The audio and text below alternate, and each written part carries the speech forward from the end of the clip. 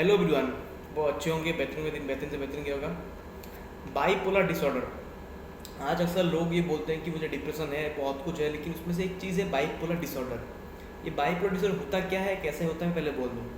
ये bipolar disorder एक depression की एक बीमारी होती है। ये पार्ट वन एक होता है, जिसमें एक व्यक्ति, अगर बोलूँ कि वो इरिटेट होता है, ज़्यादा सोचने लगता है, और फिर उसमें उसे छोटी छोटी बातों पे इरिटेट होने लग जाता है। वो अपने आसपास के लोगों के बातों को नहीं सुनता है, वो उसके अगेंस्ट में होता है। और फिर उसके अलावा अगर मैं बोलूँ तो वो उसे नींद कम आती है, वो उसे अकेला रहना अच्छा लगता है, उसे अपनी कंपनी अच्छी लगती है।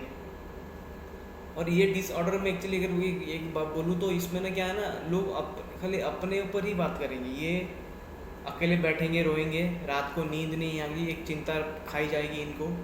ये बहुत कुछ सोचते रहेंगे, लेकिन बहुत एक मतलब एक चीज़ों को वो बार बार वहाँ पर होता है ना, ओवर थिंकिंग, इसको वो डीप थॉट पे लेके चले जाएंगे। सपोज मानते हैं कि मेरा ब्रेकअप हुआ है, उस ब्रेकअप के बारे में ये 2400 घंटे सोचते रहेंगे। या फिर किसी ने मुझे धोखा दिया, उस 2400 घंटे तो सोचते रहेंगे। और ये ना इनको ना एक मतलब इनको वहाँ पर एक सुसाइडल थॉट्स भी आता है कि मेरी तो ज़िंदगी ख़राब है, नर्क है। और इनको अगर एक चीज़ पे कहीं नेगेटिव चीज़ें, नेगेटिव बातें कहीं भी अगर सुनने को मिल जाए, तो ये उनका उल्टा रिएक्शन भी होता है, ये उस बातों को और भी गहराई से ले लेते हैं। तो जो डिसऑर्डर है, इसको ना आपको कैसे ओवरकम करना है, उसके लिए तो मैं तो कोई डॉक्टर नहीं हूँ जो मैं आपको बोलूँगा कैसे ओवरकम करना है, लेकिन मैं अपने टेक्निक बोल सकता हूँ। मेरा टेक्निक ये होगा कि अगर आपको मन में आ रहा है कि अगर आपका ऐसा है कि मैं छोटी बात चिढ़ जाता हूँ, या फिर मुझे अकेला रहना अच्छा लगता है, मुझे किसी बातों को अच्छा नहीं लगता, मुझे एक मतलब हाइपर टेंशन में रहता हूँ, कि मैं स्ट्रेस में रहता हूँ, ये सब चीज़ अगर चल रही है, तो सिंपल सी बात है, आप एक कर सकते हो कि अपने 10 मिनट या 15 मिनट ही, आप देखो मेडिटेट तो करोगे तो भी नहीं होगा, तो इनको 10-15 मिनट ही अकेले छोड़ के खाली आप ये बोल सकते हो। अगर आप देख रहे हो कि ऐसा हो रहा है, तब ये बोल सकते हो कि आप 10-15 मिनट में जो आपके मन में आ रहा है उसको लिख डालो। इस पर क्या होगा ना, उनका जो क्लैरिटी ऑफ थॉट है वो थोड़ा सा हल्का होगा, कि इनको लगता है कि अगर मैं इसको शेयर करूँगा, ये इतने नेगेटिव होते सिर्फ ये किसी को बोल देगा, या फिर ये मेरा मजाक उड़ाएगा, ये जो चीज़ें उसके दिमाग में चलती रहती है। तो इसको उसको इसके लिए इसको 10-15 मिनट की चीज़ों को लिखना पड़ेगा, जो भी मन में आ रहा है, बिना फिल्टर लगाए उनको जो भी मन में आ रहा है उसको लिखना पड़ेगा।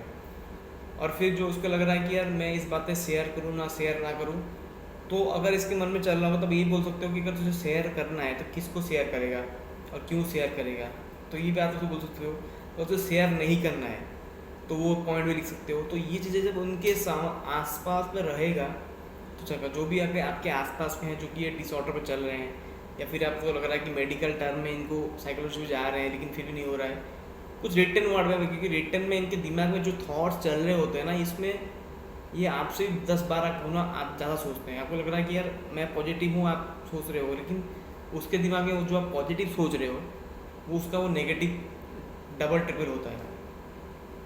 तो ये डिसऑर्डर को ओवरकम करने के लिए मेडिकल टर्म्स हैं, मेडिकल चीज़ें हैं। मैं पहले से बोल रहा हूँ कि मैं कोई डॉक्टर नहीं हूँ, ना ही मैं कोई इतना बड़ा साइकोलॉजिस्ट हूँ।